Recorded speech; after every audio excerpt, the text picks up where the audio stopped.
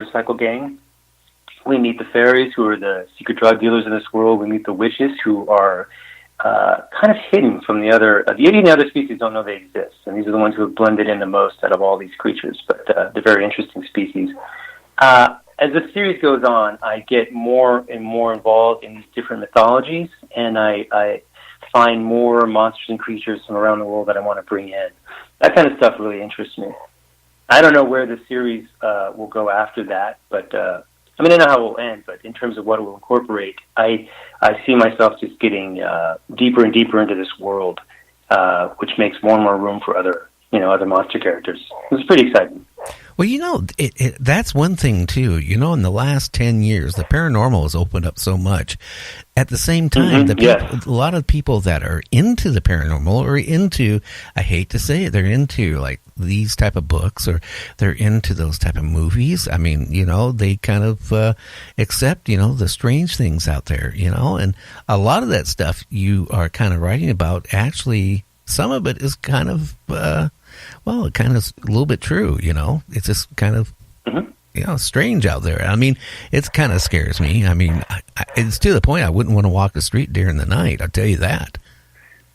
Well, it's interesting. It's kind of on that border between scary and exciting. I think the people are waking up to the fact that reality is not as cut and dry as we like to think it is. And I'm not saying like every single, fairy tale creature is out there, but there's more out there than we know. And I think that border is starting to shift. It's starting to that line starting to blur for a lot of people. And I think this is a really interesting time to be alive for that reason. I think it's the reason, my books are like kind of written for the here and now because of that very reason. And it's exciting to me. Like people are, even science itself is telling us that things are not what we think. They're not as solid. They're not as they're not as solid as we think. They're just the line between what we can see and what's actually out there is very blurry. Well, yeah, but that's an exciting place for me. No, I really think that there are some creatures that actually come from another dimension. People saying that they've seen shadow people at night or strange shadows or this or that. Ghost even, in situations where they record sounds of ghosts or they see ghosts, and it makes you wonder, are they coming from another dimension, from a portal, or coming into our dimension? I don't know.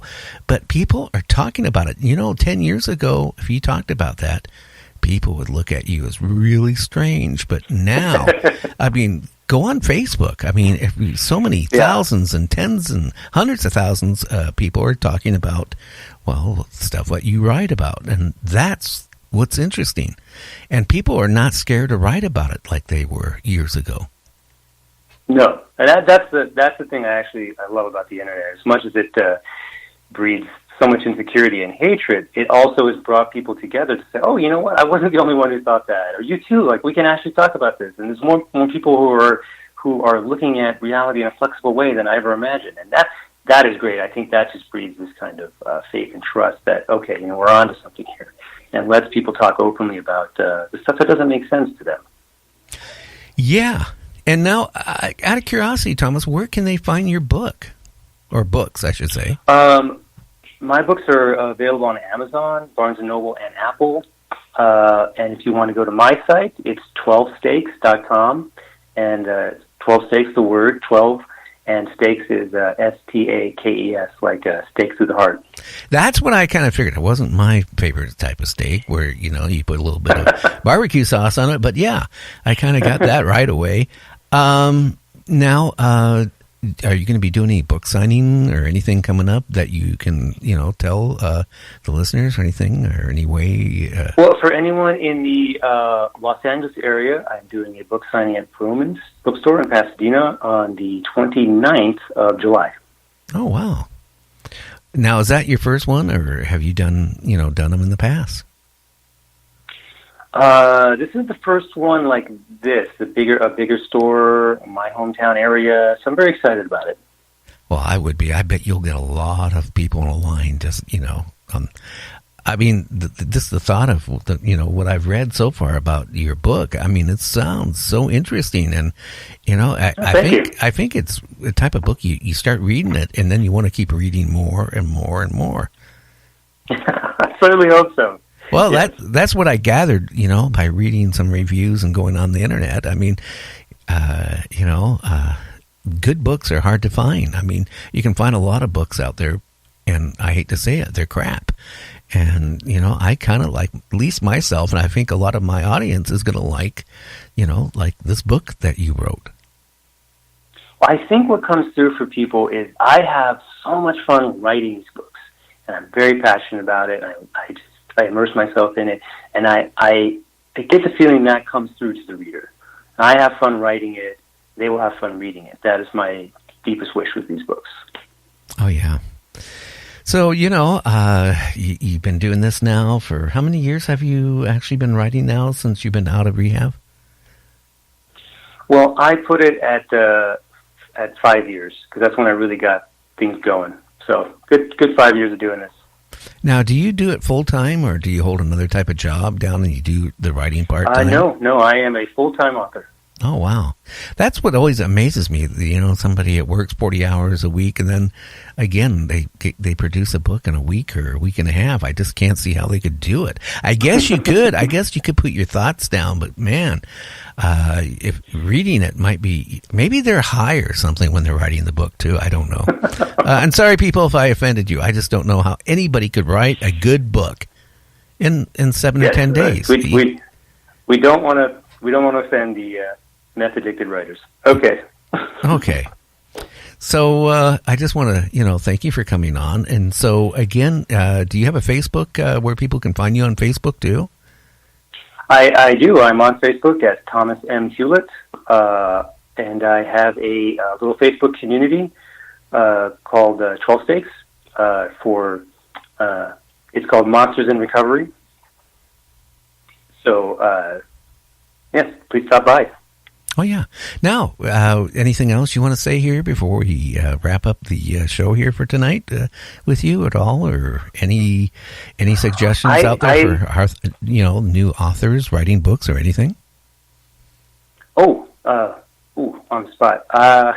Sorry, I have a tendency of doing that. No. I have two people I'm reading. I would recommend. I'd recommend Charlie Houston's The Vampire series, the Pit series. Charlie Houston wrote a book called Already Dead, which was amazing. I'm a huge recent fan of a writer named Becky Chambers. She writes a sci-fi, about to be a trilogy at this point, but the first book was called Long Way to a Small Angry Planet, and it's another amazing book, genre changing, as far as I'm concerned. Yes, those are my two recommendations. Oh, wow. Well, people out there, you need to get Thomas M. Hewitt's book and read it. I mean, it might open your eyes up. I kind of find this interesting. Here's an investigator that was turned into a vampire maybe 60 years ago and has been out doing small investigations and all of a sudden turns up back in, L.A.? And, boy... is he the type of vampire that unless somebody puts a stake in him or decapitates him, he's going to live forever? Jack is very hard to kill, although a number of people try.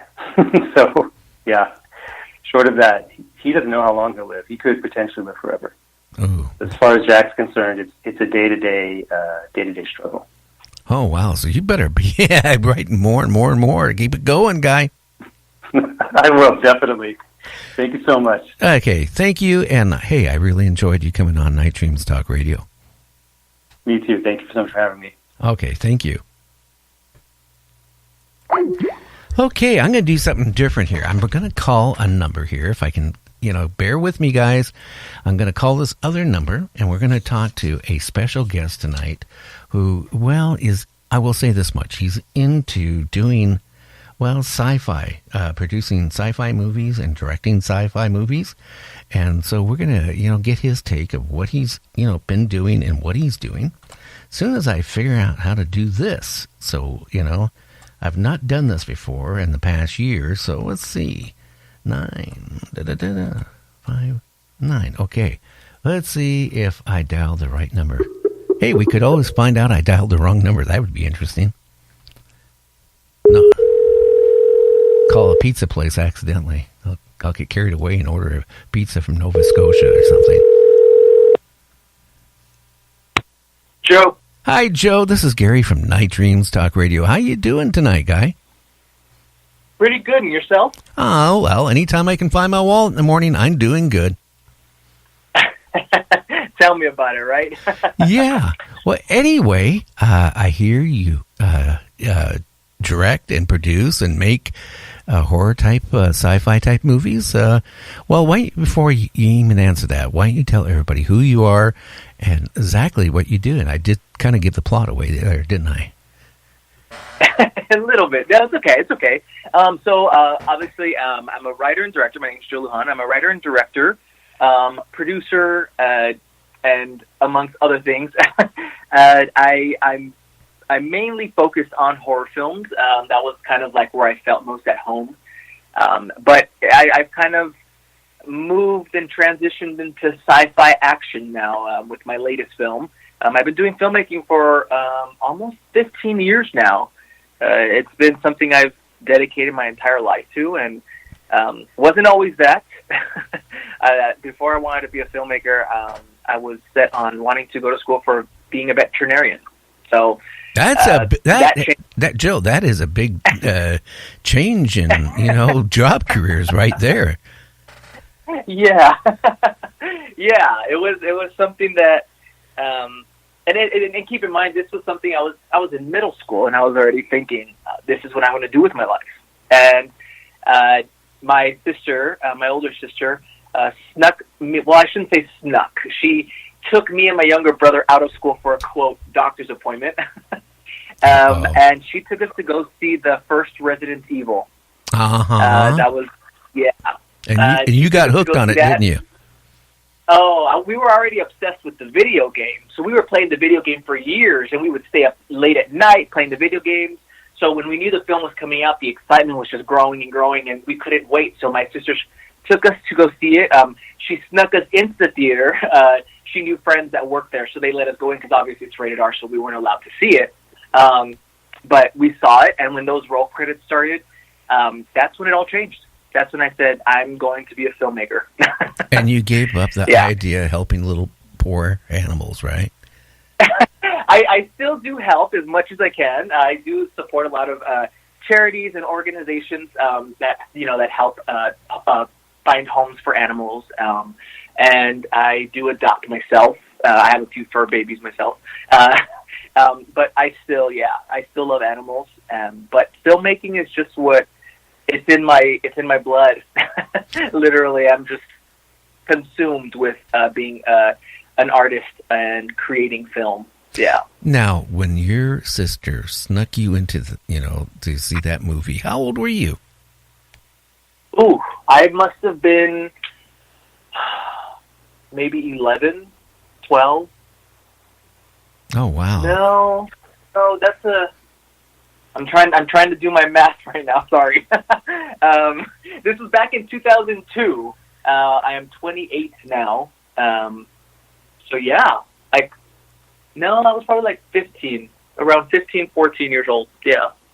Boy, that's still young, to make all a drastic change on it. So okay, so now you're at this age, correct? And Joe, how did you start into, I know you did a movie or a short movie, Rust or something like that, but what got you going? How did you start? Did you get like a little Super 8 camera or something like that and start filming? I'm just curious what got you going and how you did it. Honestly, it was something I was doing for fun with my siblings. Before I decided this is what I was going to do with my life, I was already doing films as a hobby at home. I was constantly getting in trouble with my parents because I would steal their video camera, and when we would have cookouts and parties, I would get my cousins and my siblings, and I would tell them what to do, and we would act, and we would create these little mini short films. And I kept on doing that as a hobby, but more and more it started to evolve as something more serious. I think to date, I've surpassed 100 short films that I've